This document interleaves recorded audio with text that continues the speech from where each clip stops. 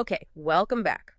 Let's dive right into this complex situation we're seeing in the logs and reports.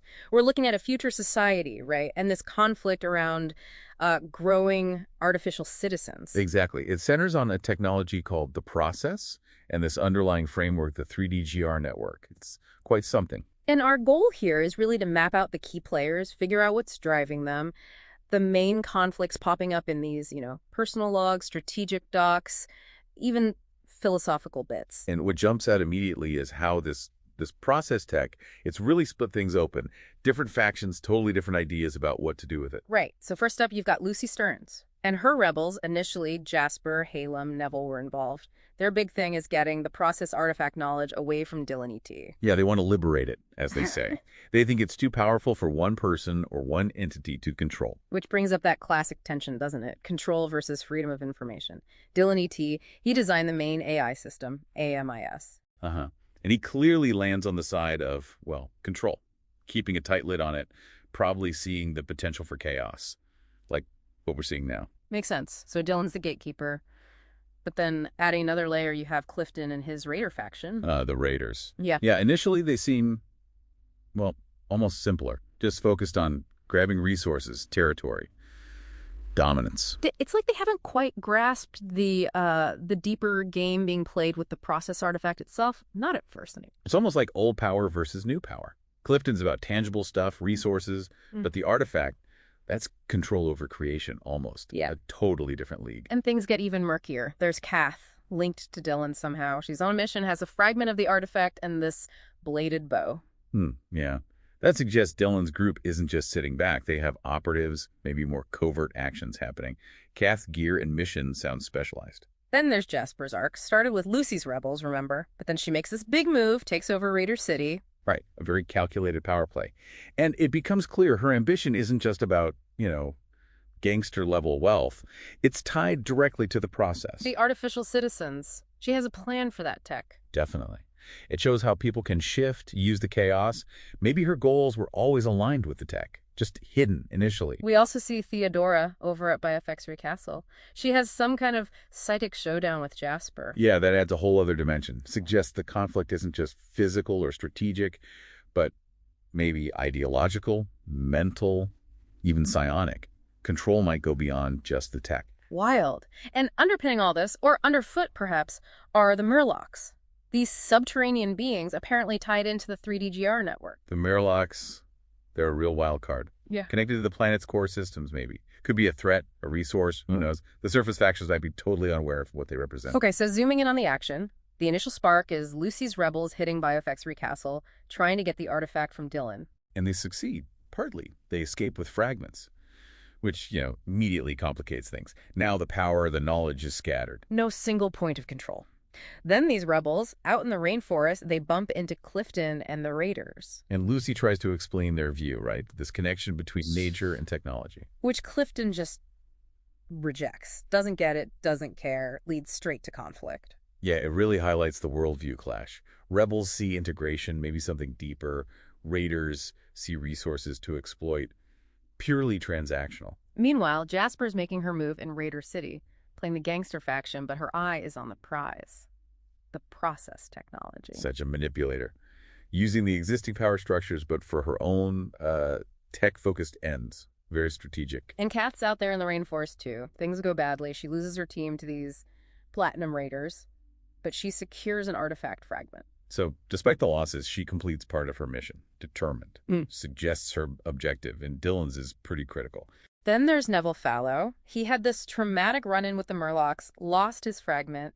It hints the 3D GR network has dangers beyond human squabbles. Absolutely.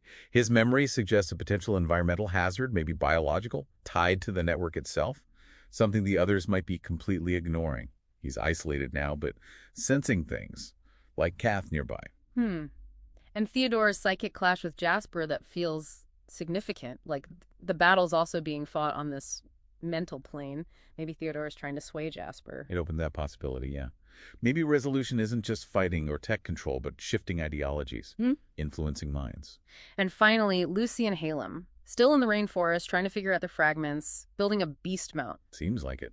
They're sensing a link between the planet and the artifact, heading for Mount Viridian. Their approach feels more, I don't know, experimental, trying to understand and work with it.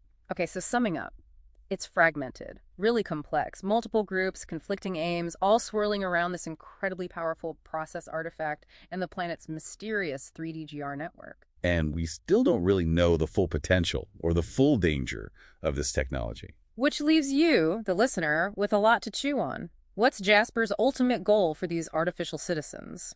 What's the deal with the Merlocks and the deeper network levels? How all these factions collide. What part will Kath play now she has a fragment? What are Lucy and Halem going to find under Mount Viridian? And what is Neville actually sensing out there? So many unanswered questions. It really pushes you to think about the ethics, the responsibility of having this kind of power, creating artificial life, tapping into the planet's systems. What kind of future would each of these groups actually build if they won? Something to ponder. That's our deep dive for today. Welcome to the deep dive. We've got some really interesting sources this week. Yeah, they all seem to circle around this one thing in the AMIS, the Additive Manufacturing Information System. Right, the process for growing artificial citizens. Bit of a mouthful, but sounds powerful. Definitely. And our job, really, is to unpack what these different sources... We've got notes on hidden chambers, castle showdowns, rainforest fights, even university talks and stuff happening in Raider City, what they tell us about the conflict surrounding this process artifact. Yeah, what are the core arguments? Who believes what? And, where is this all possibly going? What are the stakes? Well, the first thing that jumps out is that this artifact isn't just some neutral tech. It's immediately a source of conflict. Big conflict. About control, right? Who gets to use it? Who gets to know about it? Exactly. You've got Lucy Stearns and her faction, the Rebels. Pretty clear where they stand. Yeah, the name gives it away. Yeah. They think this knowledge shouldn't just belong to Dylan E.T. The systems architect, yeah. The Rebels seem motivated by, well, maybe enlightenment for some, maybe just causing some chaos for others. And it's not even unified. There's Neville Fallow in the group, but he's worried, like, are we betraying the AMIS? Right, internal conflict there too. And then Dylan E.T. himself, he's like, hold on, this stuff needs guidance. He seems to genuinely believe it could cause huge problems if just let loose. So, stability versus freedom, is that the core tension? That seems to be a big part of it, yeah. Dylan's order versus Lucy's maybe liberation or potential chaos, depending on your view. And this blew up at Biofexry Castle. Apparently so. Described as an ideological battle more than just a fight, Lucy and Dylan clashing over those exact ideas. And the rebels got away with pieces of it. Yeah, fragments, which, makes things even more complicated. Okay, so then Raider City. Yeah. Jasper enters the picture. And she seems different. Less about ideology, more about raw ambition, maybe. She wants the Biofexry treasures, which turn out to be these artifact secrets the rebels have. Right. And her actions in something called the Crucible, they really highlight her desire for power, for control over people. So it's not just rebels versus architect anymore. Jasper adds this whole other layer of self-interest. Exactly. It's power for power's sake, it seems. Then there's this prophecy. Theodore tells Dylan that Jasper's going to take over the Wild Fringes, Biofexry Castle, and Dylan won't even be there. Yeah, adds this sense of, doom hanging over everything. Suggests these conflicts have really serious, unavoidable consequences, maybe. Makes you wonder how much is fated, how much they can change. Right. And meanwhile, the artifact itself is still in pieces. We hear about Kath, Dylan's spy. Yeah, she manages to get one fragment, the signaling rules, back from Jasper, but it costs her. It shows how high the stakes are. Just getting one piece back is dangerous, costly. And underscores how valuable each piece is, right? They're all fighting over these specific parts. Definitely. Which brings us to Lucy and Halem 5 years later. 5 years. Wow. Okay, so what are they up to? They're in the rainforest, still have 3 fragments. They're actually trying to use them, build a beast mount, apparently. But they're stuck because they don't have the signaling rules. The piece Kath got. Seems like it. And they feel this pull towards Mount Viridian. They think it holds more answers, maybe about the artifact, maybe about the planet itself. Adds a layer of mystery then, this Mount Viridian. Yeah, and the time jump shows this isn't a quick fight. It's a long struggle, trying to piece together this powerful, fragmented knowledge. We also get that flashback, Neville's fate. Oh, right. The Murlocs. Pretty grim. Yeah, captured, loses his piece of the artifact. Just shows the dangers, the very real physical risks involved. It's a reminder that this isn't just philosophical debate. People are getting hurt, captured, It grounds the conflict. And finally, Jasper. She lost that fragment to Kath, and now she's furious. Yep. Vows to hunt down Lucy and Halem, get the rest of the pieces. So direct conflict coming. A chase. Looks like it. It really ramps up the tension, puts Lucy and Halem directly in Jasper's crosshairs. Okay, so wrapping this up, what's the big picture from all these sources? It's fundamentally a struggle over this incredibly powerful artifact.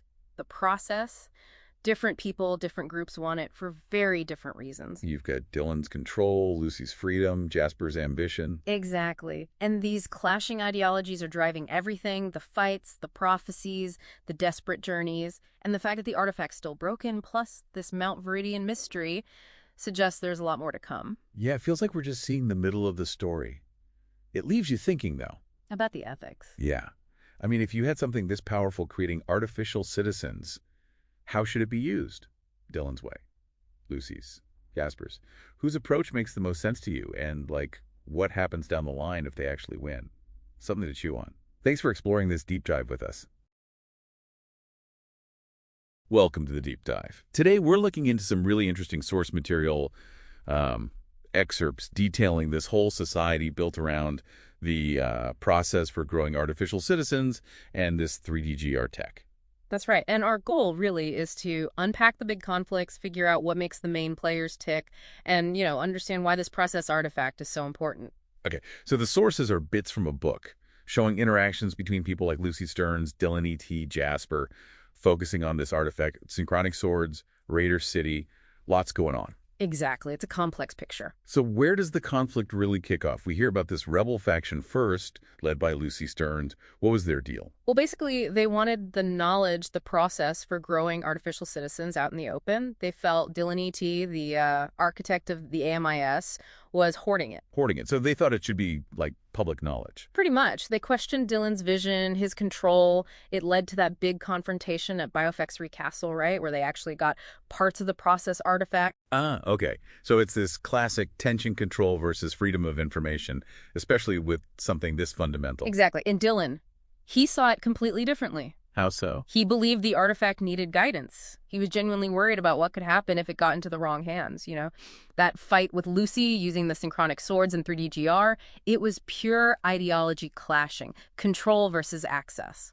Then things get even messier with Jasper and the Raider faction. Oh, yeah. Jasper's group, they weren't really about ideology at first. More straightforward ambition. Gold initially. Resources. Yeah, but then they saw the real power was in the process artifact knowledge, so they pivoted.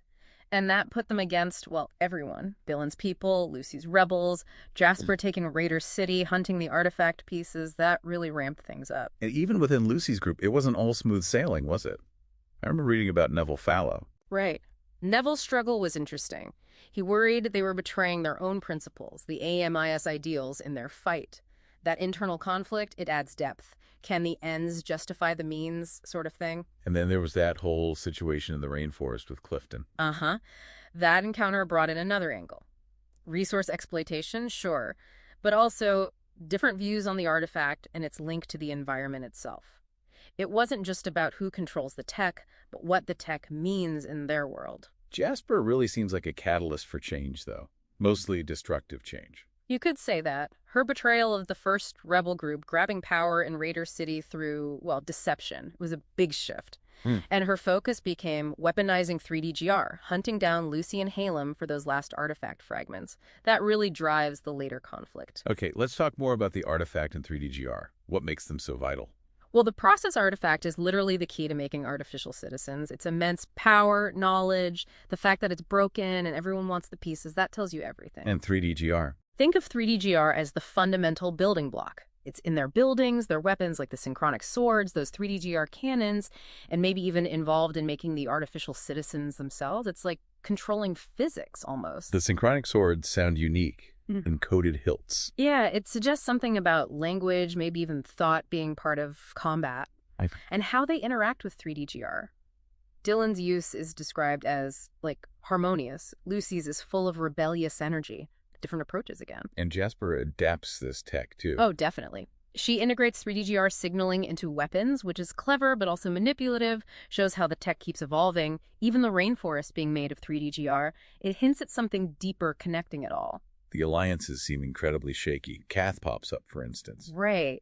Kath, who is linked to Dylan, steals an artifact fragment from Jasper. We don't know why exactly, but it throws another player into the mix against Jasper. Right. And then there's Theodora potentially merging with Biofx Recastle's systems, another kind of power base forming. So the hunt for the fragments just keeps going. Absolutely.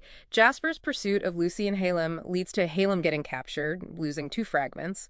But then Halem fuses them, that desperate act, creating a huge 3DGR surge.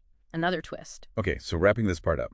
The core conflict is... It's this multi-sided fight, really, Yeah. over who controls the creation of life, essentially, and the tech that underpins their reality. You've got ideology versus ambition, betrayal, shifting alliances.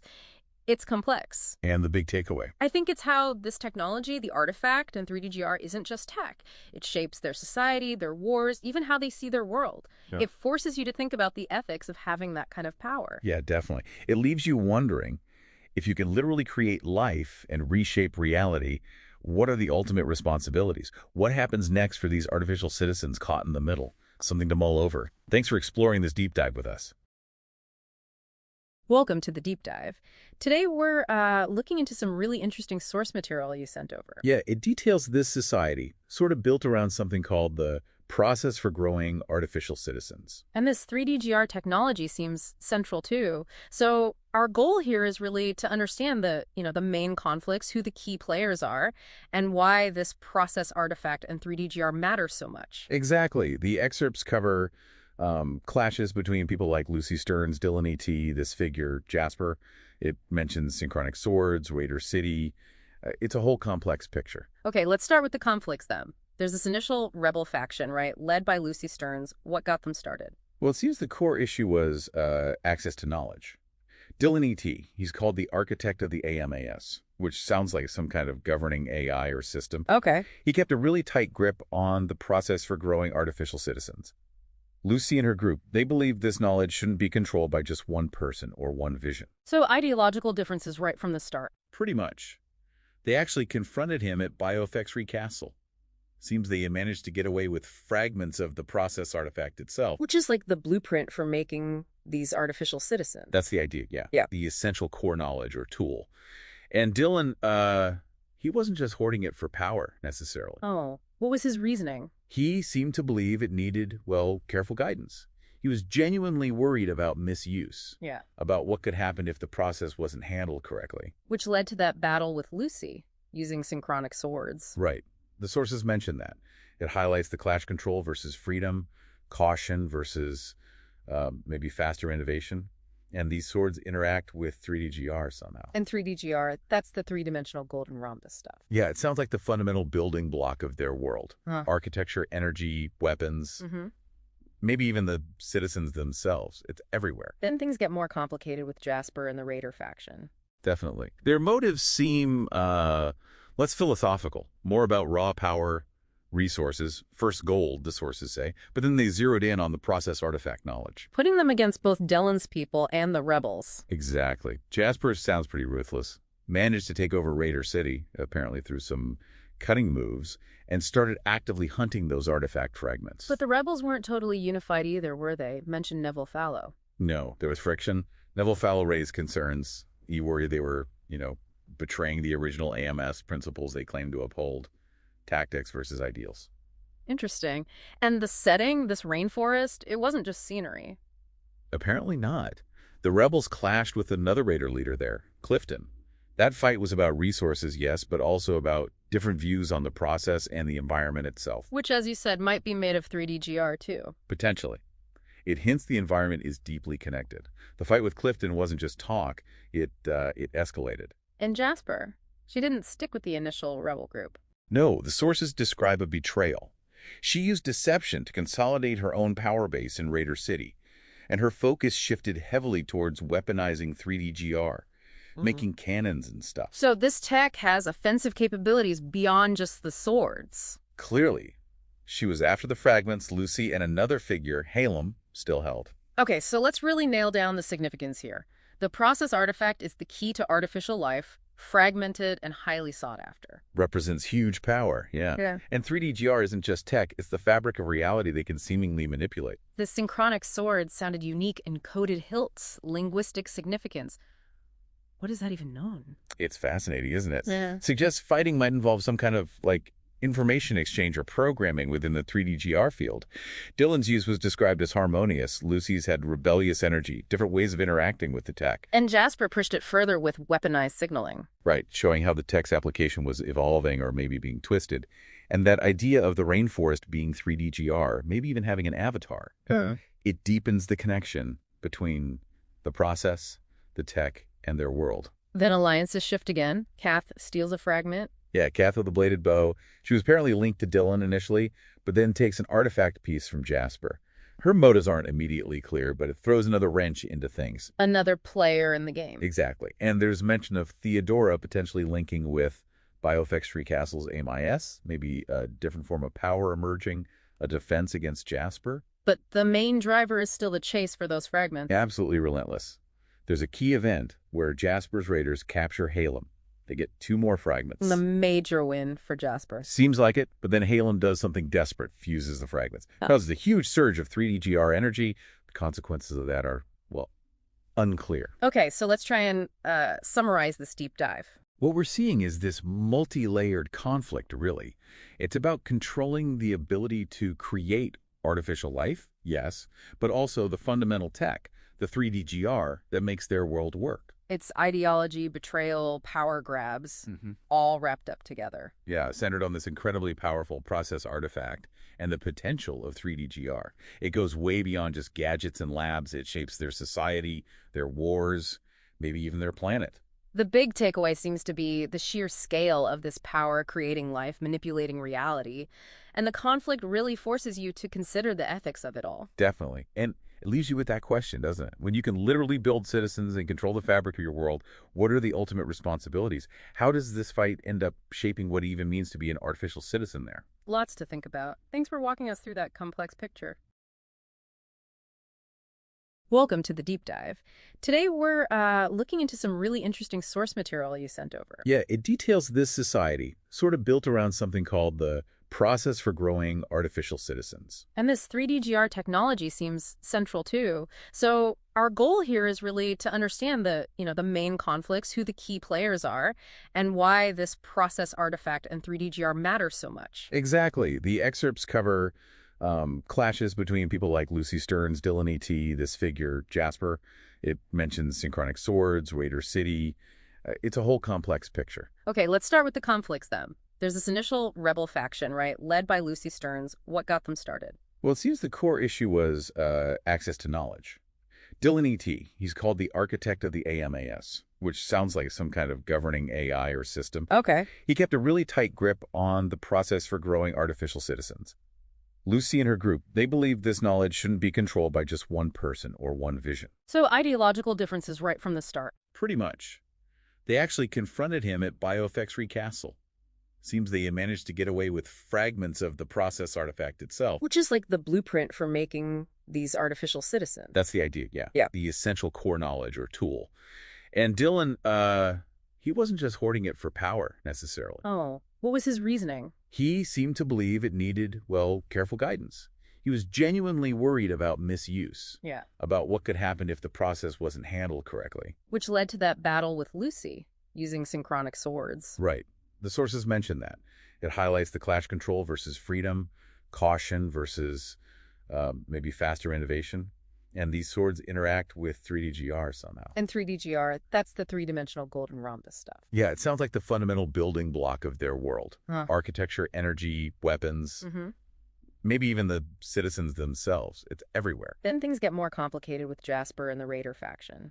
Definitely. Their motives seem less philosophical, more about raw power, resources, first gold, the sources say, but then they zeroed in on the process artifact knowledge. Putting them against both Dylan's people and the rebels. Exactly. Jasper sounds pretty ruthless. Managed to take over Raider City, apparently through some cutting moves, and started actively hunting those artifact fragments. But the rebels weren't totally unified either, were they? Mentioned Neville Fallow. No, there was friction. Neville Fallow raised concerns. He worried they were, betraying the original AMS principles they claim to uphold. Tactics versus ideals. Interesting. And the setting, this rainforest, it wasn't just scenery. Apparently not. The rebels clashed with another Raider leader there, Clifton. That fight was about resources, yes, but also about different views on the process and the environment itself. Which, as you said, might be made of 3D-GR too. Potentially. It hints the environment is deeply connected. The fight with Clifton wasn't just talk, it escalated. And Jasper, she didn't stick with the initial rebel group. No, the sources describe a betrayal.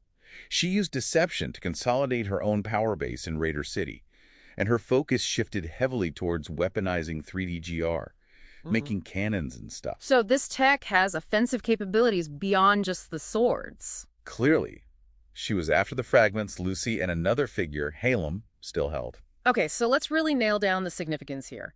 The process artifact is the key to artificial life, fragmented and highly sought after. Represents huge power, yeah. And 3D-GR isn't just tech, it's the fabric of reality they can seemingly manipulate. The synchronic sword sounded unique, encoded hilts, linguistic significance.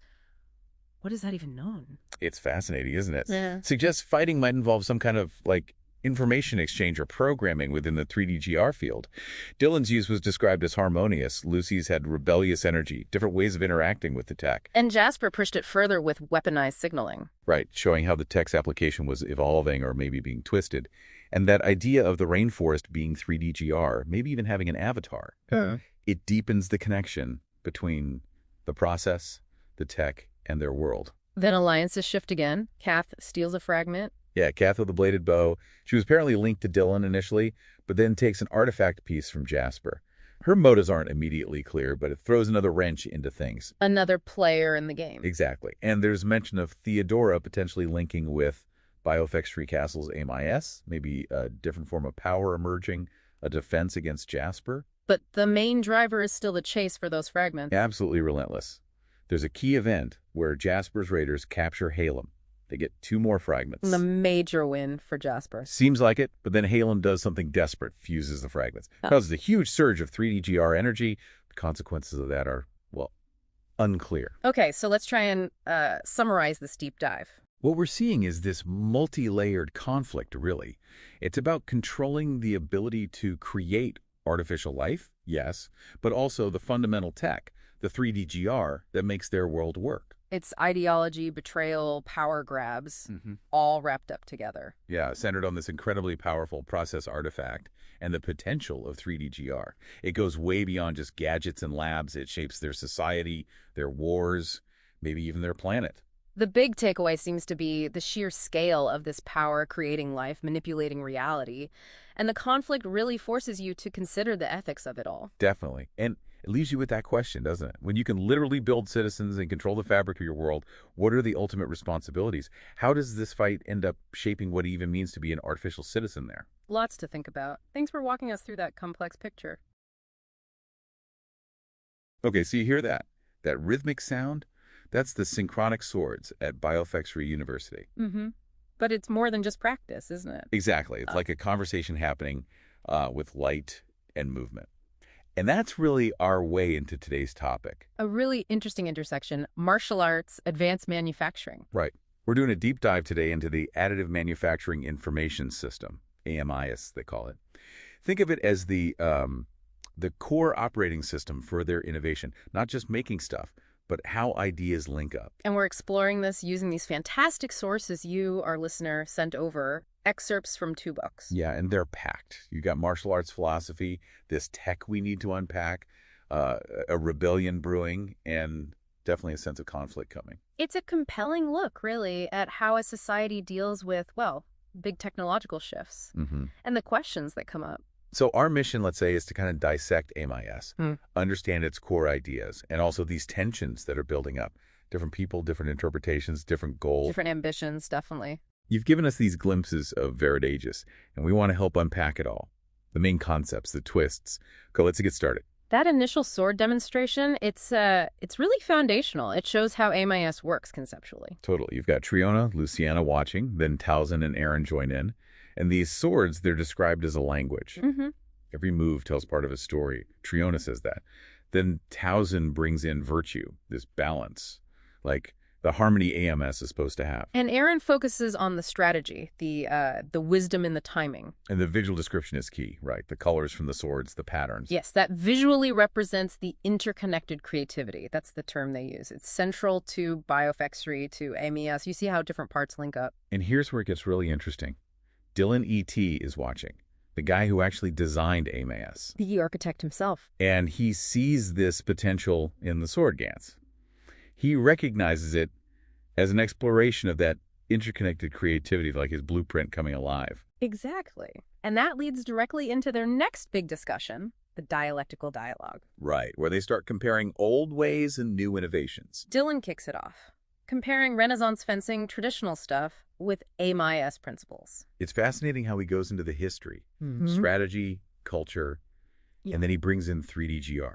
Which we should probably clarify again. 3DGR sounds like A super advanced programmable material. You Mhm. can shape it, give it properties. right. So he's grounding this new tech in older ideas, showing some principles just carry through. And Aaron, the strategist, jumps right on that. He asks how these 3DGR hilts actually use those timeless strategies from old swordplay. He wants to see the connection.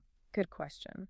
And Dylan explains that AMIS does draw on that traditional precision, that discipline, but then adds this other layer. Spiritual symbolism.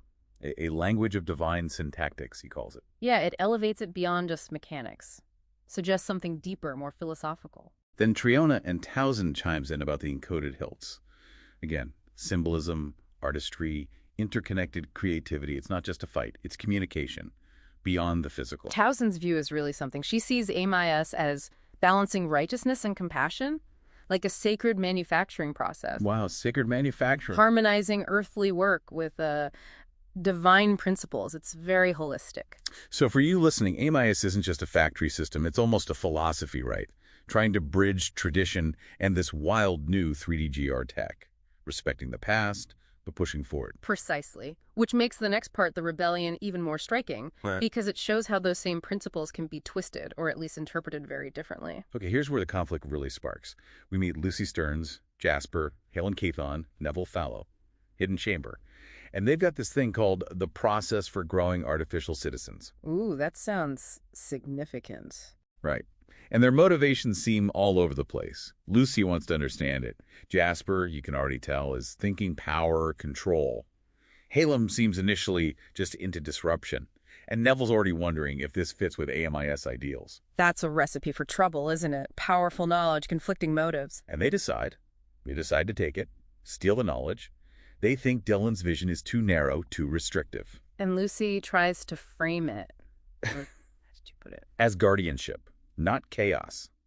Which is an interesting spin. It tells you a lot about her character, though. She maybe doesn't see herself as the bad guy here, acting for a different kind of greater good, maybe. Well, Dylan obviously senses something's wrong. The system's architect feels a disturbance, Naturally. So he confronts Lissy, high up on Bioffexry Castle.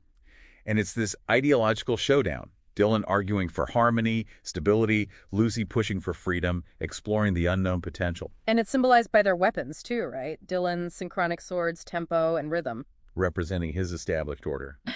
Versus Lucy's encoded hilts, pushing boundaries. Then Jasper, Neville, and Halem show up, holding pieces of the artifact. Yeah, like the vision itself is already breaking apart, a very symbolic image. And the fight that follows, it's described with linguistic terms. The sword movements, the 3DGR trails. Exactly. It's not just clashing steel. There's meaning embedded in it. And Lucy escapes by creating a complex 3DGR semantic structure. Like leaving behind not just a wall, but a coded message or barrier. Something like that, yeah. It shows her understanding is deep. It's about information communication, not just fighting. That reinforces the idea that AMIS is fundamentally about information, not just making things. So the rebels run. They head into the rainforest trying to figure out this process they stole, and bang, they run into signs of the raiders. A whole new environment, a whole new group to deal with. Yeah, the rainforest itself is a contrast. And then Clifton's stronghold, this platinum fortress. Sounds imposing and out of place in a rainforest. Totally. He's clearly just exploiting the resources. Zero regard for any MI ideas about balance or interconnectedness that we heard about earlier. So when the rebels try to talk to him, philosophy, interconnected creativity, responsible 3DGR use. He just dismisses it. The rainforest, it's all just tools for him. tools for dominance. Predictable, maybe, but sets up the conflict. Definitely. So they clash with his platinum-clad raiders, and even in the fight, you see the rebels' different styles. Lucy's linguistic swordplay, like a dance, Hallam's rogue tactics, surprises, Neville using his AMIS wisdom, Jasper's strategic mind. It shows how their individual takes on AMIS translate into action, even under pressure. And surprisingly, they win. Or at least they make an impact. It actually starts a conversation back in Raider City. Some raiders start thinking about the rebels' ideas, linguistic exploration, ethics. But that's where Jasper sees her opening. Yeah. Her rise to power isn't about philosophy. It's pure ambition. Persuasive talk, yes, but focused on tech superiority. They mention energetic 3D-GR signaling in cannons. Weaponizing the tech. And military power. It's a totally different path she's carving out. Leading to the betrayal. Right. Jasper makes her move, reveals her true goal was always power. Lucy, Neville, Hallam, they have to flee again, back into the rainforest. And Jasper declares war. Yeah. She sees Kath stealing that signaling rules fragment. We'll get to Kath as an act of rebellion by Dylan and the others. And she vows to hunt them down, burn the rainforest if she has to. Okay, so Jasper is now firmly the antagonist. Ruthless, power-hungry. No question. Now, meanwhile, back at Biofactory, we have Theodora. She's sensing the danger from Jasper in Raider City. Then there's that psychic confrontation. Yeah. Jasper initiates it, reaches out across the distance. It's this mental battle. Jasper's force and control against Theodora's balance and wisdom. A clash of pure ideology on a different plane. Theodora gives these warnings to Jasper, that her power is built on fear, rebellion's still alive, steel alone isn't enough, control is an illusion, fear doesn't build trust. Trying to plant doubt. Exactly. She says words are like seeds, you can't truly silence thought. Doubt is the start of wisdom. Strength needs trust. Let go of total control. Powerful stuff. Does it work? The text hints Jasper feels a flicker of doubt afterwards. Just a flicker. Theodora sees it as planting seeds, getting ready for the storm. Interesting. Even Jasper might not be completely immune to those ideas. Then we meet Kath. She sort of appears, heralded by runes. Knows herself, the text says. We get a quick picture of the world through her eyes. Crystal reefs, sentient forests, Jasper's signal fires lighting up the horizon. And we learn about the process artifact being broken. Into 4 pieces, yeah. Jasper has the signaler part, Neville, the machinist, Hallam, the forger, and Lucy, the architect. So Kath is like an outside agent coming in fresh. Seems like it. Her purpose is to see what Dylan couldn't, maybe. Decide what's worth keeping, challenging, ending. And she gets a special weapon. The bladed bow, made from synchronic sword bits and 3D-GR string. A weapon of knowledge born from conflict. Needs trust and precise coding to use. Her mission, confront Jasper. Calls her a demagogue. So Kath holds a key piece and has a clear target. The bladed bow sounds like another symbol of that tech tradition fusion. Good point. Meanwhile, Lucy, Neville, and Hallam are on the run in the rainforest, hunted. We're reminded what fragments they have. Hallam's Graphene 3D-GR for creation, Lucy's machine unit, the neuron blueprint. But they're missing Jasper's signaling rules. The communication piece. So they can build things, but maybe not coordinate or fully animate them. Seems like it. They're heading towards Mount Viridian, feeling some kind of pull, and this incomplete beast mount they have is a symbol of that limitation. They can't make it fully functional without the signaling rules. Okay. And then there's a flashback about Neville. Yeah, a really traumatic one. Explains his disappearance earlier. The Murlocs rising, chaotic signals because Jasper's protocols were missing, Neville falling into a chasm. Explains his trauma, this hum he hears. Adds a lot of depth. Shows the danger when this tech goes wrong. And we find out how Kath got that final piece, the signaling rules. Right. You mentioned she stole it. It was brutal. Infiltrated the raiders, walked into a trap. Her companions, man, woman, boy, they're named, sacrificed themselves so she could escape. Alone. With the fragment. A heavy price emphasizes the stakes. You can imagine Jasper's reaction to that theft. Pure fury. Failure, defiance. So she focuses her hunt on the others. Lucy, Hallam. And Neville, who she assumes is with them in the rainforest. She mobilizes everything. Cannons ready. Vows to burn the rainforest to ash. She's convinced Dylan is weak, and her third eye tells her the rebels are close. Raider City's wrath will reshape the world, she says. Just pure scorched earth policy. Unbelievable determination. And we end that section with Theodora again, sensing Jasper's approach. Not as a leader, she says, but as a storm. A force of nature. She warns Dylan Veridagus won't hold, and gives that chilling prophecy. First shall fall the wild fringes, crumbling not in battle but in spirit. Wow. That sets a very ominous tone for what's coming. So just to wrap up where we are, we've got this deep philosophical conflict in AMS, the scramble for the process artifact, Jasper's ruthless ambition versus the ideals of the rebels in Dylan. Kath arrives as this wild card, Right. and Veraegis itself is under threat. Yeah, the sources you shared give us this incredible tapestry. Creation, destruction, knowledge as power, fractured ideals. It's all woven together. It really makes you wonder, doesn't it? What does it really mean to control knowledge, to control innovation, in a system built on connection? And what happens when the ideals break down? You look at Jasper's drive for power. Compared to the potential harmony Dylan, maybe Lucy, originally aimed for, it's a stark contrast. Control through force versus interconnectedness. It feels like we've only just started exploring this world you've shown us. What parts are grabbing you the most now? The Rebels' fate, Kath's mission, what that process artifact can really do. All of those feel huge, honestly. The rebels' survival, what Kath represents, the full power of that artifact. Any one of those could change everything. Well, thank you for bringing this amazing, complex story to the deep dive. Seriously fascinating stuff. We hope this exploration gave you some useful insights and maybe made you even more curious about Veraegis. Okay, so that rhythmic clang you hear, the synchronic swords at Biofexry University, it's more than just combat practice, isn't it? It feels like, well, like a conversation. Exactly, like a story being told through movement. And it's actually a perfect way into this world we're exploring today, where martial arts and advanced manufacturing kind of mesh together. Yeah, in really surprising ways. We're diving into the Additive Manufacturing Information System, AMIS, and specifically the interconnected creativity within it. And it's all based on these fantastic sources one of you sent over. We've got bits from book 1, book 2. It's this whole narrative packed with philosophy, tech, rebellion. And what feels like a massive conflict just waiting to happen. It's quite the setup. It really is. And all these threads, the swords, the tech, the rebels, they all tie back to AMIs. So our mission, I guess, for this deep dive is to really get a handle on the core ideas of AMIs. And also the tensions, right? Because it seems like different people have very different ideas about what AMIS is for. Precisely. Different interpretations, different ambitions, all clashing within this one system. So you've given us this glimpse into Veraegis, and yeah, we're excited to unpack it all. Okay, let's start with that sword performance you mentioned. Triona, Luciana, Towson, Aaron.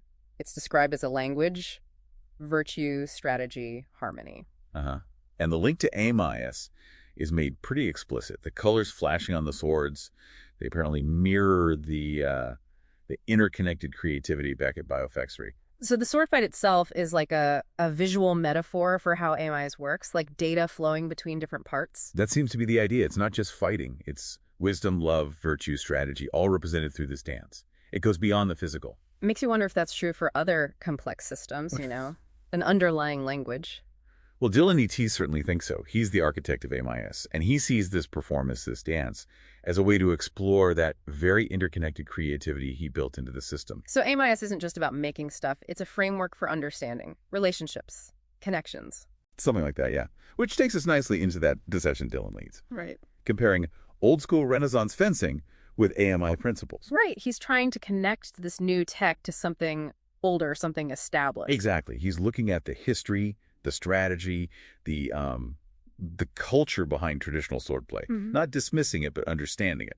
And then he introduces 3DGR. 3DGR, that's the advanced material, the sort of programmable matter within AMA. That's the one. It's fundamental. And Aaron, being the strategist, immediately asks the key question. Yeah, how do these new 3DGR hilts actually incorporate the old strategic principles? Good question. It is. And Dylan explains that, yes, AMS draws on the discipline, the precision of traditional swordplay, but then he layers on spiritual symbolism. He calls it a language of divine syntactics. Divine syntactics. Okay, so we're moving beyond just mechanics here. There's a deeper meaning encoded in the system's movements. That's what it sounds like. And Triona and Towson jump on that, emphasizing the spiritual side, the artistry, that interconnected creativity again, especially within the sword's encoded hilts. So the hilts themselves contain information influencing how the swords work and what they mean. And Towson adds another layer. She sees AMIS as balancing righteousness and compassion, like it's a sacred manufacturing process, harmonizing earthly work with, I guess, divine ideals. Wow, okay, so there's a strong ethical dimension woven in, or at least intended to be. Definitely intended. So the big picture here is AMIS as this bridge, right? respecting tradition, the heritage, but also fully embracing the future with 3DGR. A balance between past and future, but that balance feels like it's about to break. Yes, things take a turn when we meet Lucy Stearns, Jasper, Halem, and Neville. They're in some hidden chamber with this process for growing artificial citizens. Okay, that sounds monumental. Creating artificial life within Barad Aegis. Seems like it. It's obviously a huge deal, representing an incredible level of creative power. And naturally, people have very different ideas about who should control that. And you see that right away with this group. Lucy says she wants understanding, Jasper wants power, Halem seems interested in chaos, at least initially, and Neville, he seems really torn up about betraying Dylan's vision for AIM-MAS. Their decision to actually take the artifact because they feel Dylan's approach is too restrictive, that's the key act of rebellion. And Lucy tries to frame it as, what, guardianship? Not causing chaos? It really shows how you can justify almost anything depending on your beliefs. Absolutely, and it leads directly to that confrontation. Dylan senses the disturbance, confronts Lucy up on Biofexry Castle. It's a real clash of ideals. Dylan pushing for harmony, stability, Lucy wanting freedom, potential, even if it's wild. Even the sword names feel symbolic. Dylan's tempo and rhythm versus Lucy's encoded hilts. Order versus, maybe, programmed individuality. And then Jasper, Neville, and Halem showing up, each holding a piece of the shattered process artifact. Wow, that's a powerful visual. Dylan's unified vision, literally broken. It is. And the battle that follows, it's described in terms of language again. The sword moves, the 3DGR trails, they all have meaning. It reinforces AIM-IS as this linguistic system. Lucy's escape is interesting too. She creates this complex 3DGR semantic structure. What does that actually mean? It sounds like she's using AIM-IS against itself. That's probably a good way to put it. Like she's writing some kind of disruptive code within the system using its own building blocks. It shows she understands AIM-IS incredibly well, even as she rejects Dylan's control over it. So they flee, end up in the rainforest, Yeah. a whole new setting, and right away they run into signs of raiders. Yeah, and that leads them to Clifton and his fortress, made of platinum, apparently. He seems like a very different kind of antagonist. Definitely doesn't sound like he cares much for Dylan's philosophies. The text says he's just exploiting the rainforest. Pretty much. He sees the rainforest and 3DGR purely as resources to be mined and used for dominance. No thought of balance or interconnectedness like Towson mentioned. So when the rebels try to talk to him about, ethical use and divine principles, He completely rejects it. It's a total clash of worldviews. He's all about power. They're talking about something deeper. which predictably leads to a fight with his raiders. Right. And notice how the rebels fight Lucy's linguistic dance, Halem's roguish surprise, Neville using AIM-IS knowledge, Jasper with strategy. Their core ideas are reflected even in combat. They actually win, though, and Oh. start influencing Raider City. That seems unexpected. Starting a dialectical dialogue there. It is surprising. It suggests their ideas can take root, even in a pretty harsh environment.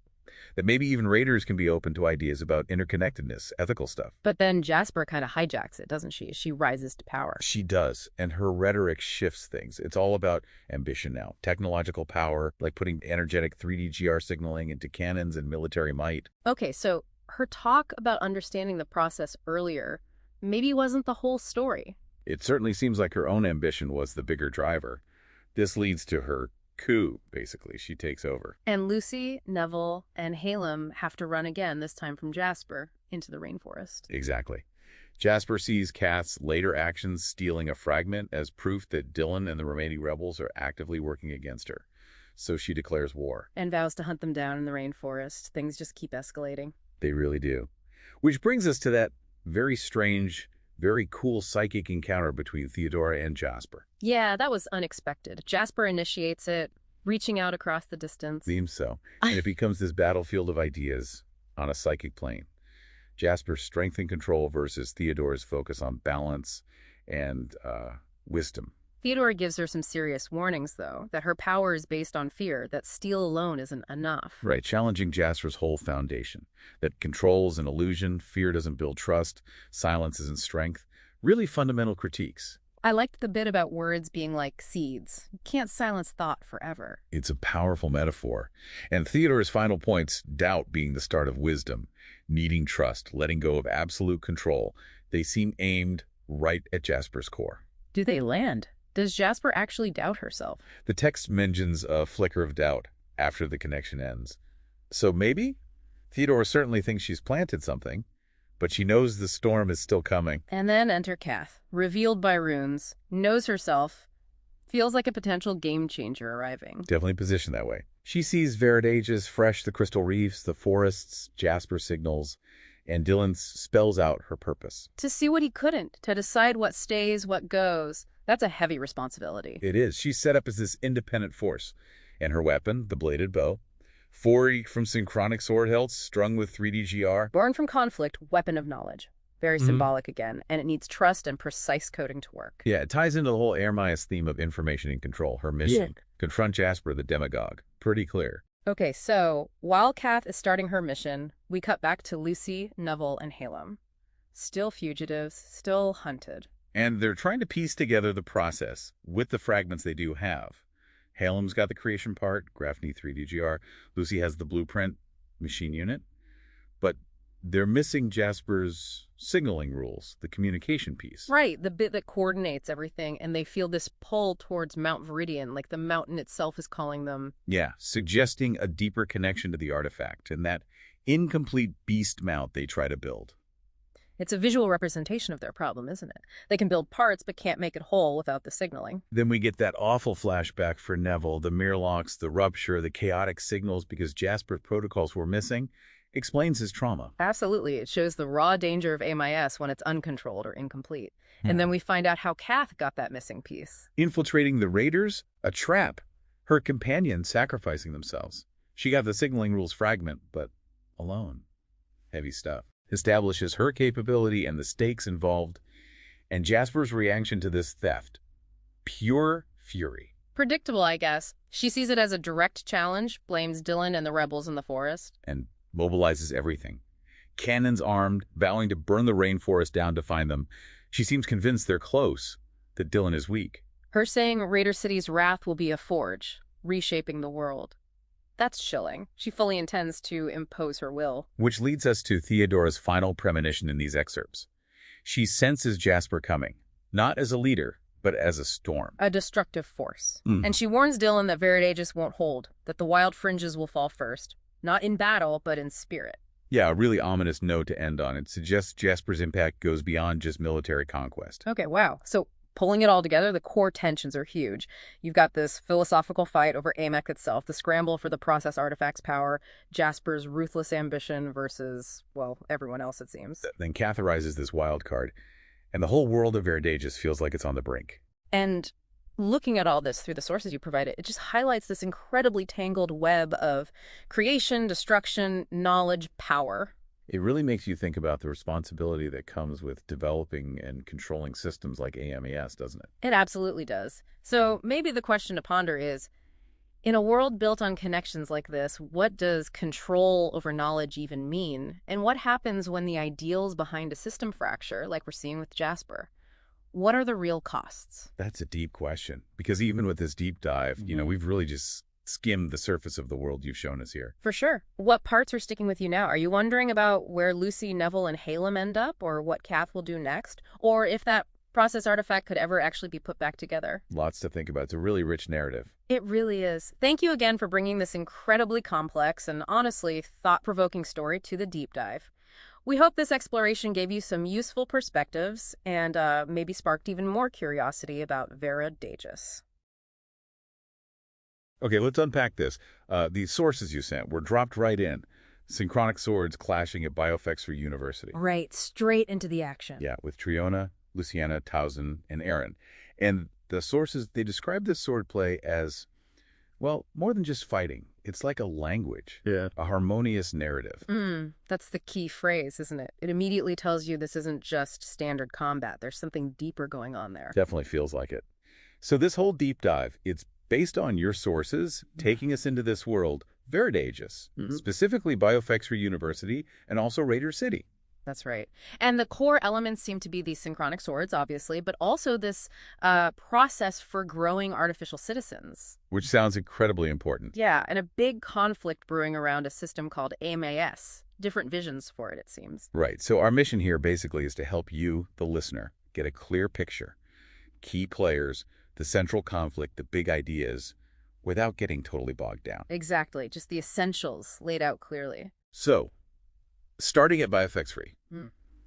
this initial scene, this sword dance, it's presented as embodying wisdom, love, virtue, even strategy. All linked to this idea of interconnected creativity within the university. It suggests a society, or at least this part of it, where their values are, physically expressed, even in combat. And watching this at Dylan E.T., he's the architect of the AMS. The creator observing his, well, maybe not his creation entirely, but the environment where his system operates. Yeah, it makes you wonder what he's thinking. Is it perfect? Is he satisfied?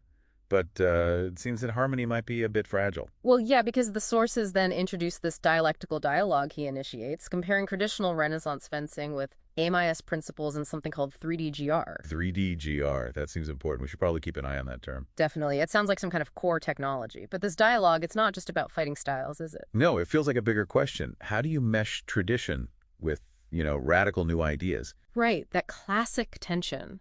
And you see different perspectives emerge, like Aaron, who sees strategic brilliance in the old ways, but thinks it's enhanced by these new 3D-GR hilts. So augmentation, not replacement. Seems like it. And then Triona focuses on the swords as a language, very expressive, while Towson views AMIS itself as this almost sacred balance, a sacred manufacturing process even. Wow, okay. Embodying righteousness and compassion. Heavy stuff. It is. And Dylan E.T., he seems to be trying to find the synthesis in all this. He wants AMIS and this 3D-GR to be a bridge, connecting tradition and innovation. But, not everyone's buying into this harmonious vision. The scene shifts, doesn't it? Hidden Chamber. Yeah, and we meet Lucy Stearns, Jasper, Halem Cathon, and Neville Fallow. And their focus, that process for growing artificial citizens. This sounds like the crux of the conflict is starting to form. Absolutely. The mood is totally different. They're not just discussing this process. They're making a choice about it. There's dissent in the air. And they're not even unified themselves, are they? Different motivations. Exactly. Lucy's after understanding, it seems. Jasper. Well, the name might be a hint. Wants power, influence. Halem leans towards chaos. The wild card. Maybe. And Neville is conflicted, really worried about betraying AMIS principles. It immediately flags this as, powerful, potentially dangerous knowledge. Who should control it? That's the question. And their dialogue makes it clear. They intend to liberate it from Dylan E.T. Liberate. Interesting word choice.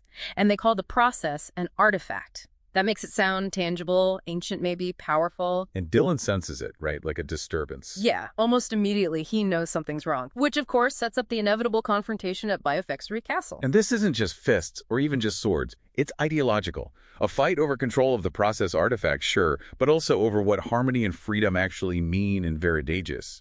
We get that powerful image to Jasper, Neville, and Halem holding fragments of the artifact. Yeah, like the unity is literally breaking apart. And then the swords do come out. Dylan E.T. with tempo and rhythm, his synchronic swords, plus this anchoring 3D-GR. Anchoring 3D-GR. Maybe a way to stabilize or focus the tech. Could be. And he's facing Lucy Stearns, also with synchronic swords, but hers have encoded hilts. It sounds like a very high-level duel. The sources call it a dance, emphasizing the linguistic significance of the moves, the even list techniques, retaliation, duet of area. Complexity, inversion, disarmament. It paints swordplay as this incredibly refined language of action. Every parry, every thrust, it means something. And Lucy gets away, using a complex 3D-GR semantic structure. Right. She manipulates that underlying tech, the 3D-GR, to escape. So the rebels, or this faction of them, they make their escape. Okay, so Act 2 ends with the escape. Act 3 picks up with them Lucy, Neville, Halem, and Jasper in the rainforest of Mount Viridium. And they're not just laying low. They're still trying to understand the process, the design and development of artificial citizens. It's more than just having the pieces. They want the knowledge. But the rainforest isn't empty. Signs of raiders. And Neville seems even more troubled. Yeah, that unsettling energy. And then they run into Clifton, his platinum fortress. He sounds like bad news. Described as exploiting the rainforest's resources? A clear contrast to BioFX3's interconnectedness idea. Which leads to another clash of ideas. The rebels try to explain the rainforest's creativity, how it ties into AI principles. Trying to reason with them. Seems like it. Arguing against his purely exploitative view, Lucy, Neville, Halem, Jasper, they all make their case. But Clifton's not interested. He just wants control, profit, Predictably. So it comes to blows. Rebels versus Clifton's platinum-clad raiders. And it's not just brute force against brute force. No, the sources stress the rebels' coordination. Jasper's strategy, Lucy's linguistic skill, maybe using that 3DGR semantics again, Neville's using 3DGR structures, Halem's doing roguish things. Huh. Okay. So they work together. And they win. They actually take control of Clifton's base, the Hall of Rain. Wow. Okay, so from fugitives to taking over a fortress. Yeah. But then they head to Raider City. Yeah, a completely different environment, and now their challenge is, well, trying to convince the raiders to use 3DGR for something other than raiding. That sounds like a tough sell. Raider's gonna raid, right? Pretty much. The raiders are skeptical, they want gold, immediate gains. The rebels are talking innovation, collaboration, ethics, Polar opposites. which naturally causes friction. Conflict erupts within Raider City, old ways versus this new vision.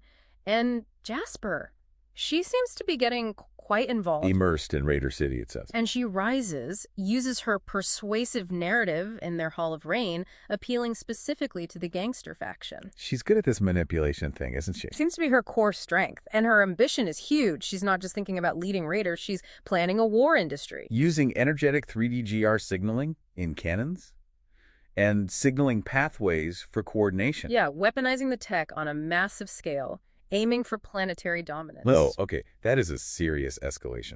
From stealing an artifact to planning planetary conquest. It sets the stage for the next big confrontation. Which brings us, I guess, to Act 5. Right. Back at Biofexy Castle, things seem calm, creative. Yeah. Then, bam! Platinum Raiders show up again. And this time they've got a leader with a 3DGR signaling cannon. That signaling aspect seems key again, more advanced, more coordinated. Their intent is clear. Take Biofexy's treasures. So Triona, Towson, Aaron. They have to defend their home. Swords out again. A symphony of resistance. And Dylan E.T. joins them. The castle becomes a fortress. So it's raiders with these 3D-GR cannons versus the settlers. Dylan uses graphene blades on his swords now. Sounds like an upgrade. And he's talking about anchoring 3DGRs, echoing divine harmony. He still sees this tech as tied to their fundamental beliefs, even in a war. It's a proper battle. Triona's skill, Aaron's tactics, Towson's wisdom. And even the sword trails, the trails of 3DGR, apparently help. Continuous manufacturing cycle, like repairing things on the fly. Maybe. Sounds useful. But they still have to pull back. They strategically retreat into the castle. And the castle itself fights back, in a way. Those archetypal 3DGR semantic structures confuse the attackers. For the building's layout as a defense mechanism.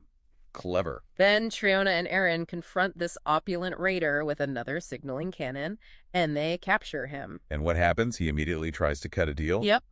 Offers to spill the plans of Jasper for gold and send passage. He hints her plans involve 3DGR in cannons and swords, going beyond just conquest. And Dylan accepts.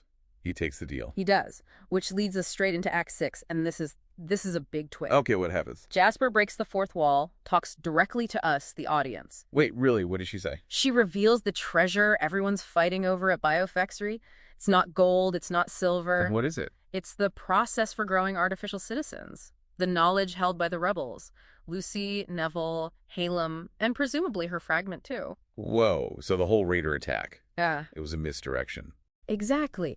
She admits her persuasive talks, the philosophy, the fighting, all manipulation, the graphene semantic structures, defense stuff, a distraction. Her real goal was always the artifact fragments held by her supposed allies. Precisely. Conquering Biofexy gives her the high ground, yes, but more importantly, access to the rebels and their fragments. She wants to control how artificial citizens are made, create loyal subjects. That reframes everything. She's playing a much longer, much darker game. She calls it her grand chessboard. The rebels, Raider City, Biofexy, just pieces. Wow. Okay, mind blown a little. Yeah. So Act 7. Where do we go from that revelation? To a psychic level, a confrontation between Theodora and Jasper. Theodora. You ever heard that name before, have you? No, she seems connected to Biofexy, maybe Dylan. But this is a mental battle. Opposing energies, wills clashing. What did they talk about? Or think about? Strength, balance, control, fear, trust, loyalty, the big themes. Jasper's ambition versus Theodora seeing weaknesses in Jasper's control. And the psychic plane reflects this. Jasper's rigid thoughts fraying, Theodora's forest-like essence expanding. Cool imagery. Yeah, and Theodora manages to plant a seed of doubt. Maybe cracks Jasper's certainty a little. Does it work? Theodora tells Dylan that Jasper listened, but understanding is uncertain. Then, something else happens. A new arrival at Biofactory, Kath. Kath, appearing from runes. Yeah, vivid description. She's curious about the brokenness beneath the surface beauty of Verdigis. And Dylan explains about the fractured artifact, the 4 rebels holding the pieces. And then reveals he created Kath to see what he couldn't and to decide what's worth keeping, challenging, or ending in Verdigis. Bro!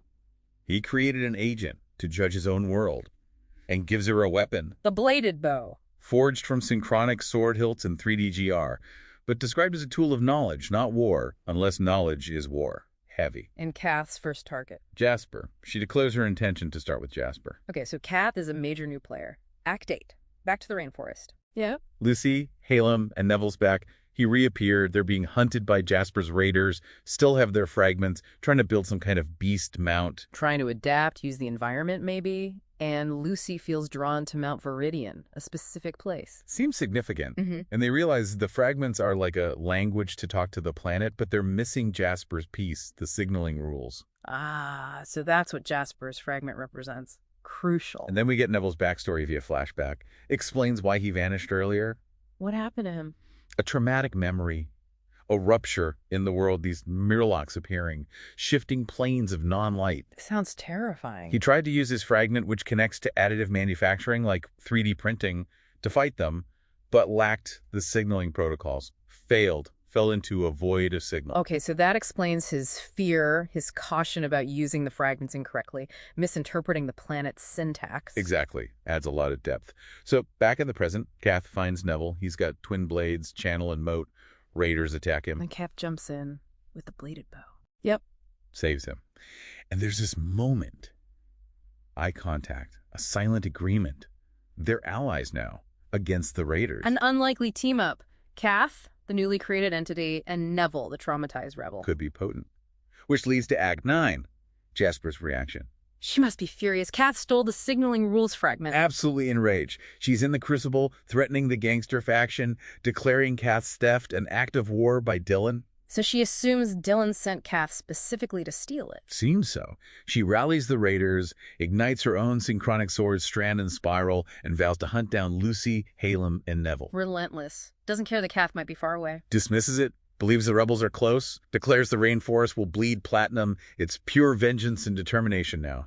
We get that image again, the raiding platoon, synchronized, swords gleaming, cannons humming, a light show of power.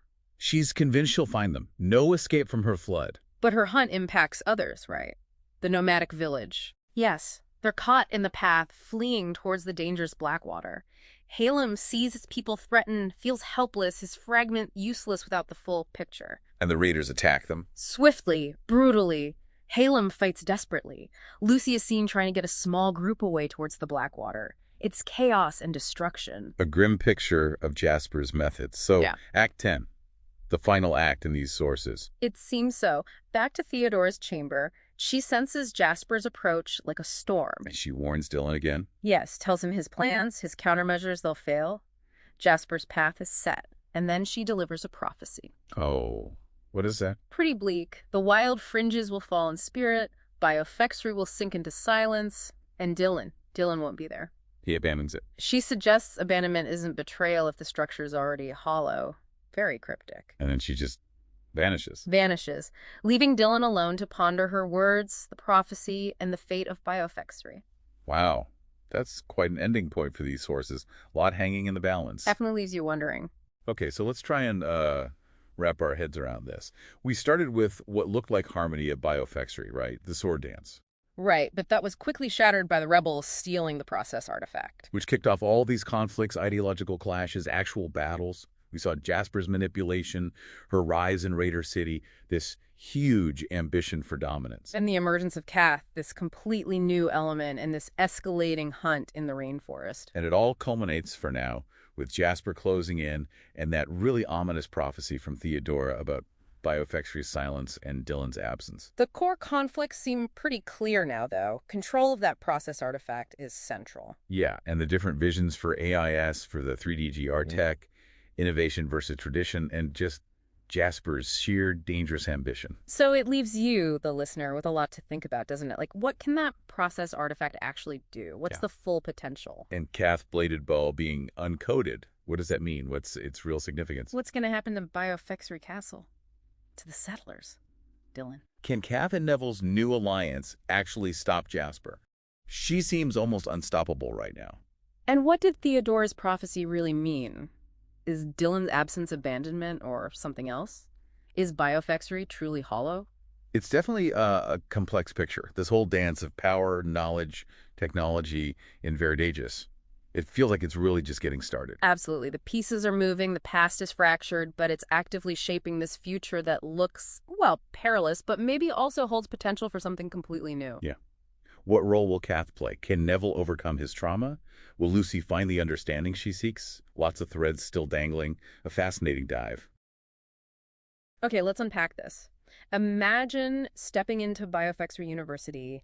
You feel this energy crackling, not just, academics, but this clash of synchronic swords. Right, this really dynamic scene. Yeah, and it's more than just fighting. It's like Triona, Luciana, Towson, Aaron, they're speaking a language with their swords. Each move is like a word. A dialogue in motion. Exactly. And watching all this is Dylan E.T., the mind behind AMIS, the Additive Manufacturing Information System. Which is this idea of interconnected creativity, Yeah. right? At a really fundamental level within Biofexery. Precisely. So Dylan E.T. kicks off this really intriguing conversation. He starts drawing parallels between like old school Renaissance fencing and the core ideas of AMIS. Specifically this 3DGR concept, the three-dimensional golden rhombus. Right. And our mission here in this deep dive is to get a handle on how these worlds, tradition and really cutting-edge innovation, how they merge within AMS. And what that might tell us about progress itself, and maybe the value of looking at things from different angles. Yeah, it's fascinating right off the bat, this bridge between a really time-honored martial art and this super forward-thinking system. It really makes you think about how basic concepts, strategy, discipline, even artistry pop up in completely different areas. This opening scene really sets the stage for that core question. How do these established ways of doing things change? How do they find new life when faced with new tech, new thinking? Absolutely. And Dylan E.T. sort of gets right to it. He asks about that relationship, traditional swordplay, and the 3DGR within AMS. Yeah. Okay, so Aaron Sawyer, he's deep into traditional sword stuff, the footwork, parries, strikes, all that strategic nuance. He knows his stuff. Yeah. And he asks specifically, how do these 3DGR hilts, the ones in the synchronic swords, how do they actually embody those old principles of combat? That's such a great grounded question. It highlights how new things rarely just appear out of nowhere, right? It's usually about finding the strengths in what already exists and translating them. Aaron's basically asking, okay, nice concept, but how does this 3DGR feel in my hand? How does it connect to the actual techniques? And Dylan E.T.'s answer, it's got layers. He says, yeah, the strategic brilliance of traditional swordplay, absolutely an inspiration for AMIOS. So it's built on that foundation. Exactly. These encoded hilts, he says, they're not just functional, they carry symbolic meaning too. He talks about precision, discipline in their design. Mirroring traditional mastery. Right, echoing that tradition. But here's where it gets, really interesting. He also mentions this infusion of spiritual symbolism and something he calls a language of divine syntactics. Divine syntactics. Wow. That blend of practical and spiritual seems key to AMIS. It seems so. It suggests it's not just about efficiency, but maybe a deeper philosophical or even ethical layer. Could be. And divine syntactics, that phrase. It makes it sound like there's a structure, like a grammar almost, to their movements, meaning beyond just the physical fight. Yeah, like communication. And then we hear from Triona and Towson, who actually use these encoded hilts. First-hand experience. Right. They talk about that spiritual side, how it lets them express themselves artistically, this feeling of interconnected creativity in their swordplay. So it flows between them. Yeah, Triona even calls the sword dance a language, like it's telling a story. Which reinforces that it's not just about winning, it's a medium for expression, ideas, maybe even narrative. The hilts are the key, the conduit. And Towson brings in this other angle, focus on virtue. Yeah. For her, AMI embodies this balance, righteousness, and compassion. That's a really interesting take. She sees it as more than martial arts, like a sacred manufacturing process almost, harmonizing the earthly and the divine in creation itself. Wow. That really broadens the picture of AMIs. It's not just tech or strategy. It's ethics, maybe even spirituality baked right in. A holistic system. So this first exchange, it's incredibly rich. You get all these viewpoints, Dylan, Aaron, Triona, Towson, and Dylan keeps hitting that note, the bridge between tradition and innovation. AMIS respects the past, but embraces the future with the 3DGR. It's evolution, not replacement. And that dialectical approach is so important. It's not a lecture, it's an exploration from different perspectives. Yeah, like how progress actually happens sometimes. Right, mixing old knowledge with new ideas. The martial arts arena is a living canvas. Yeah. That's a powerful image for this whole interplay. And this whole scene unfolds in this courtyard at Biofexry Castle, right? The performance feels like a celebration of that interconnected creativity AMIS enables. It sets a really strong baseline of what AMIS could be. Exactly. Yeah. But then the narrative just snaps into conflict. Sharp turn. Okay. We suddenly meet Lucy Stearns, Jasper, Halem Cathon, and Neville Fallow, and they've found something huge.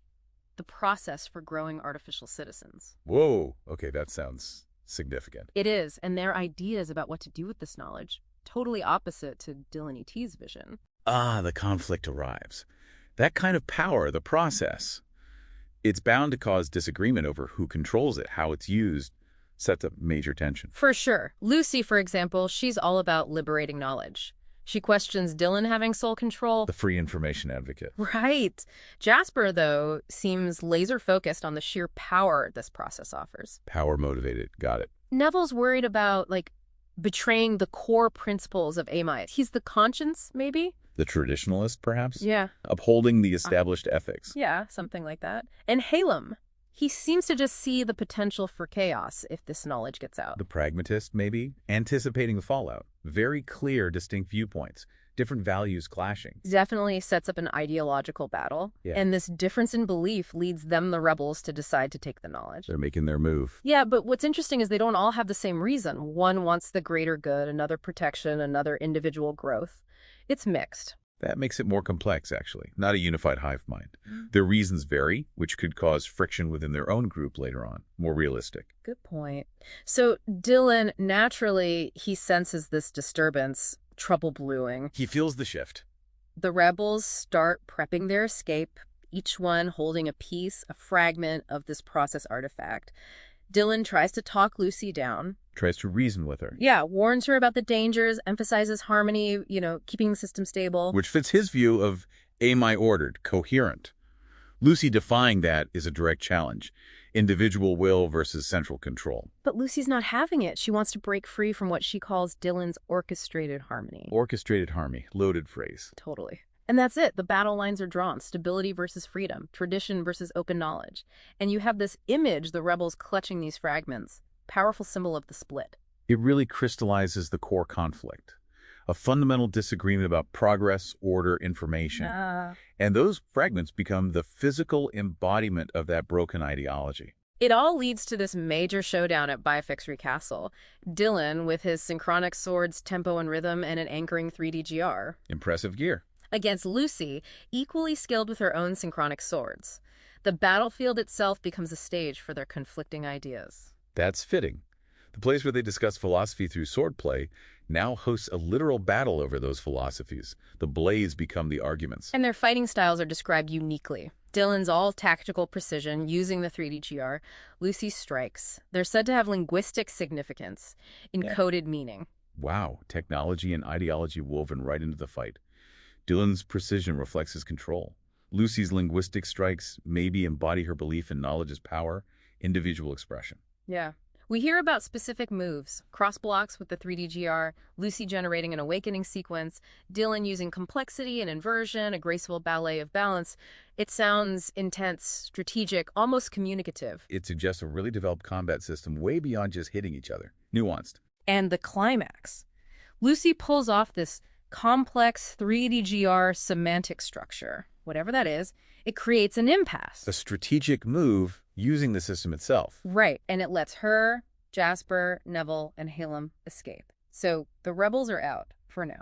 That's a huge moment. Lucy's resourcefulness under pressure, using the 3DGR creatively to get away, a big win for the rebels, setting up their next move and Dylan's response. So the rebel faction heads for cover in the rainforest of Mount Viridian. Their goal, figure out this process of design and development of artificial citizens. Into the wild, away from the established centers. But they quickly find signs of raiders. And Neville, it says, senses this. Unsettling energy there. Trouble follows them. The rainforest setting is a stark contrast to BioFXry. Different kind of power, maybe less controlled. But the raiders mean their quest won't be easy. Their path leads them towards Clifton's Place, a platinum fortress in the Raider City on Mount Viridian. Raider City. Sounds ominous. They watch Clifton, who's described as vice-ridden, basically exploiting the rainforest for personal gain. Okay, so he's the opposite of harmony with nature. Totally. Which leads to this philosophical chat. Lucy talks interconnected creativity, balance. Neville urges recognizing, divine principles, interdependency. The rebels sticking to their ideals. But Clifton, he just dismisses it all, sees the rainforest, even the 3DGR, as just tools for dominance, for power. Ah, the classic clash. Holistic ethical view versus exploitative power-driven view. No common ground there. Nope. The rebels try to show him the 3DGR's potential when used with humanity, with nature. But he's not buying it. Not at all. His stubbornness makes a clash inevitable. So the rebels brace themselves to fight his platinum-clad raiders. The contrast is stark right from the start, the rebels' philosophy versus the raiders' brute force. Yeah, and the description says the rainforest itself becomes a factor in the fight. Interesting. The environment playing a role. Maybe Clifton's disregard for it comes back to bite him. Could be. We see the rebels using their unique skills again, Lucy's linguistic approach, Helm's unpredictability, Neville holding on to his principles, Jasper coordinating. A diverse team strategy. And despite the Raiders' power, the rebels managed to hold the Hall of Rain. It feels like a win for their philosophy, not just a battle victory. Holding territory in Raider City. Mm-hmm. That's significant. It's a symbolic triumph. Their ideas gaining a foothold in hostile ground, even if temporary. And after that win, surprisingly, the rebels actually managed to start a dialogue within Raider City. Seriously? With the raiders? Yeah. Some raiders actually start listening, considering the rebels' vision. Lucy even gives a speech to a crowd, talks about linguistic exploration, ethical excellence, interconnectedness. That's incredible. Shows the power of ideas even in a place like Raider City. Potential for real change. They actually become part of the city's narrative, this harmonious dance of transformation. But then Jasper. Here comes a twist. She starts manipulating her way to power, hides her ambition behind smooth talk, promises dominance through a new war industry using energetic 3DGR signaling, interconnected cannons. Oh boy. Weaponizing the tech for aggression. A dark turn, directly opposing the rebels' hopeful vision. Jasper's playing a different game entirely. Which leads to the next conflict, back at BioFXry Castle, but now it's Jasper's raiders attacking. Full circle. A Platinum Raider platoon arrives, one guy wielding a big 3DGR signaling cannon, disrupts the settlers' creative work immediately. Menacing arrival, declaration of force. Jasper isn't wasting any time. The stakes are raised with this advanced weaponry. It becomes this clash, 3DGR energy cannons versus the resilience of AMIS. Dylan responds by unleashing graphene blades, somehow turning destructive force defensive. Graphene blades. Sounds potent. AMIS adapting defensively. We see Triona, Aaron, Towson fighting bravely, but eventually the settlers have to pull back into the castle's labyrinth. Using the complexity of AMIS, its structure, as a defense. Smart move. Turning the environment to their advantage. Right, and during the chaos, Triona and Aaron capture the raider with a signaling cannon. The leader, or at least a key figure with the new tech. Big catch. And this raider, cornered, offers a deal. Spill Jasper's plans for gold and safe passage. A risky proposition, but potentially invaluable intel. Dylan takes the deal. He needs to know what Jasper's really up to. Understandable. What does the raider reveal? He lays out Jasper's grand vision, Raider City as the epicenter of power, achieved through innovation, manipulation, tactical brilliance. A whole package. Yeah, plans to integrate 3DGR signaling into cannons for better coordination, control, and using synchronic swords with encoded linguistic patterns to basically write the script for battles. Whoa. Controlling the narrative of combat itself, that's incredibly ambitious and sophisticated. Far beyond just fighting harder. Dylan needed to know that. But then, in this wild narrative shift, Jasper breaks the fourth wall, talks directly to us, the audience. Okay, that's unexpected. She reveals everything. Her manipulations, her real goals, says the treasures of BioFXry. Not gold, it's the secrets of the process for growing artificial citizens. The process fragments, that was always a real prize. Well, Exactly. She admits her linguistic skill, the philosophical talks, the fighting all tools to manipulate her own gangster comrades. Thank you. The graphene semantic structures is just a diversion, a distraction from the rebel-held fragments. The gangsters are just pawns in her game to get those pieces. So the attack on Biofexry wasn't even the main goal initially. Her goal in taking the castle is strategic high ground. To dictate power, yes, but mainly to finally grab the fragments. And her ultimate aim. To create a whole settlement of loyal artificial citizens. Molded by her will, using the complete process, she basically says this whole story we've heard, it's her crafted illusion. Chilling. Yeah. That completely reframes everything. Her ambition, her ruthlessness, it's immense. Yeah. And the ethical implications of creating loyal AI citizens, huge. What a reveal. Yeah, and that leads into this psychic confrontation, Theodora versus Jasper. A mental battleground. Theodora, in her chamber at Biofexry, senses Jasper's threat. Jasper, on top of Raider City, opens her psychic third eye, connects with Theodora. Their psychic plane is like this landscape reflecting their wills. Jasper's this huge obsidian figure, pure strength, control. Theodora's serene, like a forest embodying balance, subtle influence. Visualizing their core conflict. Brute power versus harmony, control versus interconnectedness. Right, and their arguments hit those points. Jasper talks ambition, discipline, the price of progress. Theodora counters strength without balance is brittle. Quiet rebellion has power. Deep philosophical clash playing out psychically. Jasper believes in control through fear. Theodora calls that an illusion. Fragile points to the power of thought. Undermining Jasper's core belief. And the psychic plane shows it. Jasper's mental walls start cracking, fraying. Theodora's forest essence expands. Theodora's gaining ground. She plants seeds of doubt in Jasper, suggests maybe letting go of absolute control is necessary. A chink in Jasper's armor. Seems like it. The connection breaks. Jasper's left shaken, uncertain. Theodora tells Dylan later she listened but understanding. That's different. So, a potential vulnerability exposed. Theodora challenged Jasper's foundation. That could change things significantly. Adds unpredictability. And then Kath arrives. Kath. Who's Kath? Dylan's on Viridian Mountain. Whispers, "Arise, Kath." And boom, she appears. Fully formed, eyes like green fire. Rebellious but refined. Created by Dylan. Seems so. And she immediately knows about Viridasis, knows it's broken. Instant awareness. Dylan shows her the fractured process artifact, names the 4 holding pieces. Jasper, Neville, Halem, Lucy. Laying out the situation for her. Then he admits his own blindness, righteousness, without wisdom, he says. His purpose in creating Kath, to see what he couldn't. Wow. An admission of fallibility from Dylan. Creating Kath as a corrective measure. Looks like it. And as Cathal awakens, things stir everywhere. Raiders regrouping, Halen's factories firing up, Neville's machine unit activating, Jasper's cannons broadcasting. The world reacts to her arrival. Kath gets a weapon. The bladed bow, forged from merged synchronic sword hilts, born from conflict, refined by memory, symbolizing knowledge is war. That's heavy symbolism. A weapon embodying the conflict itself. Dylan tells her, decide what's worth keeping in Viridagus, what needs challenging, what must end, not as his tool, but as a witness. Giving her agency. A huge responsibility. She leaves, determined, heading for Jasper. This feels like a massive turning point. Absolutely. Kath's emergence is huge. Yeah. A new, independent force. Her origin, her weapon, her mission. She's clearly meant to be pivotal. A wild card, not aligned with the existing factions, changes the whole game. Then we cut back to the rebels. Lucy, Neville, who's back after 5 years missing, and Halem, in the rainforest, hunted by Jasper's raiders. Neville's back. Okay, where's he been? We get a clue.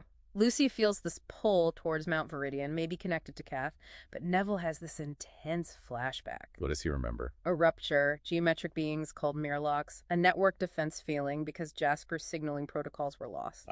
Connecting back to Jasper's importance and maybe the consequences of the rebels' earlier actions. Yeah, and then him falling into a signal void, losing contact. He wakes up from the nightmare, but there's still this faint hum, lingering trauma. Okay, that flashback is critical. Explains his absence, hints at bigger dangers, Murlocs, network instability beyond just Jasper and Dylan.